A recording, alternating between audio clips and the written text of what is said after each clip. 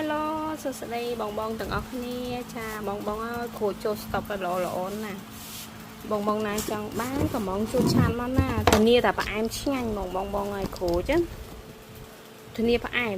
នេះខ្ញុំហូបមិញហើយសវោទឹកក៏ច្រើននេះក៏ច្រើនណាឆ្ងាញ់ហ្នឹងដៃមួយឈៀងបាក់បក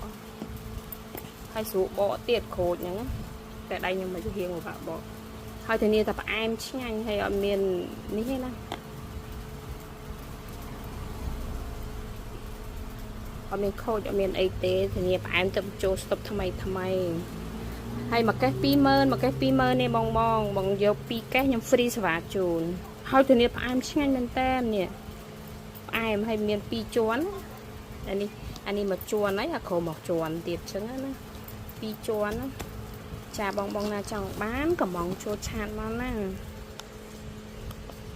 ជម្រាបលាបាយបាយ